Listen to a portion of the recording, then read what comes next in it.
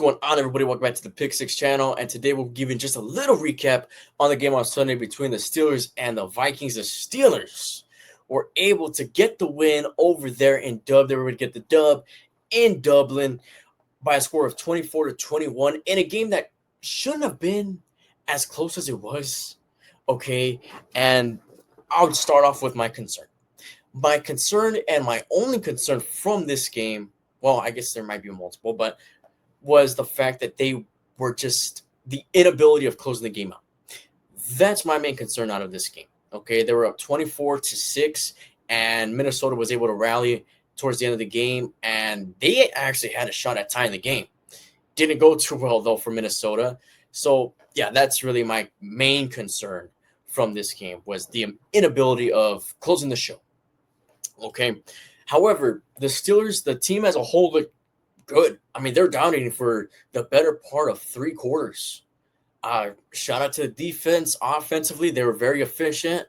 Kenneth Gainwell was able to step up after Jaylen Warren couldn't play on Sunday. I mean, he was marked inactive, I believe, the day before the game or something like that. However, Kenneth Gainwell was able to step up, and he actually had himself a pretty solid day. He had 19 carries, 99 yards for 2 touchdowns. He was a yard short of a 100-yard game. Now, I mean, I would say he was the player of the game. However, DK Metcalf also had himself a really good game. His best game as a Pittsburgh Steeler, 5 receptions, 126 yards with that long touchdown. I mean, both those guys really stepped up offensively. So shout out to Kenneth Gainwell. Shout out to DK Metcalf. Aaron Rodgers had a very efficient game, 18 for 22, 200 yards and a touchdown. I mean, they looked good, okay? Just a good, well-rounded win for the most part. Everybody on defense seemed like they showed up. Again, the thing that I'm still kind of criticizing a little bit is the fact that opposing offenses are able to get it to the middle of the field pretty easily.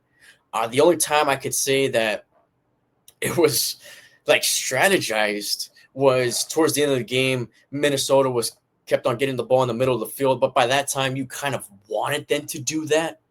So that is like the one time I will say, okay, maybe that's what the defense was trying to do. Okay, other than that, that's still very much a concern. The rush defense actually had its best game. Jordan Mason, their starting running back, had 16 carries for 57 yards. So, I mean, defensively, for the rush defense, that's probably not the most ideal.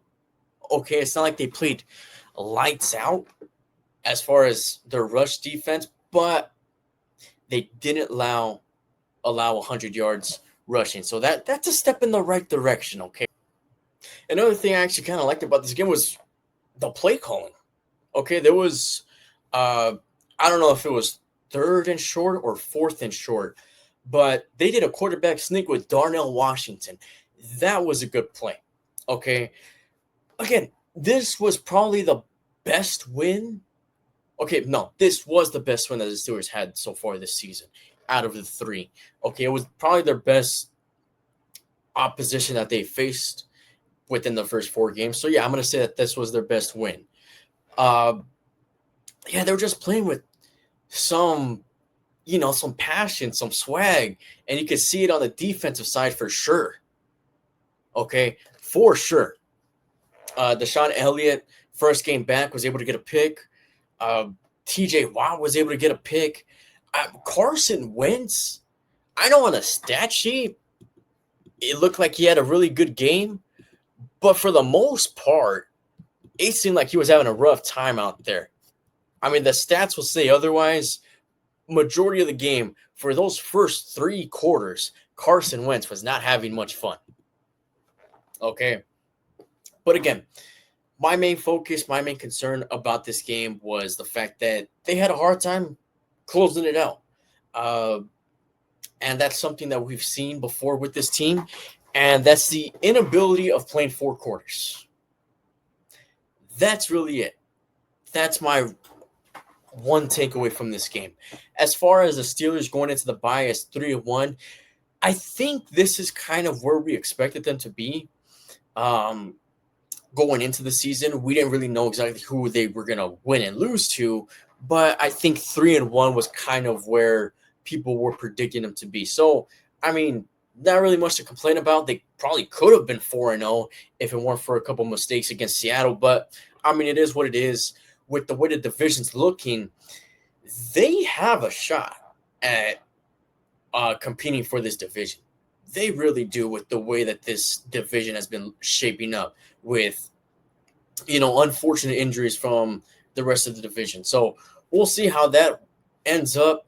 This is still kind of the lighter part of the schedule for the Steelers. It does kind of start heating up, although it's not as extreme as going into the season we thought it would be because of obviously specific injuries. So we'll see, man. Steeler Nation, how are you guys feeling after that win? I'm not totally convinced, all right? I want to be. It was just that fourth quarter that was just like, all right, come on, man. We got to close the show. That was really it. But you guys can let me know how you guys feel in the comment section. 3-1 going into the bye week. Can't complain too much. Okay, other than the fact that the bye week is in week 5. So we did face a couple of injuries, like Jalen Ramsey and Calvin Austin.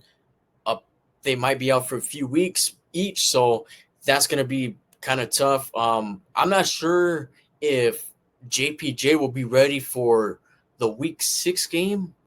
I'm not really too sure, but hopefully we get him back soon, and hopefully a guy like Roman Wilson could step up in the wide receiving corps. That's really all I got to say here. I kind of forgot who they play. Okay, so they got the Browns week 6 after the bye week.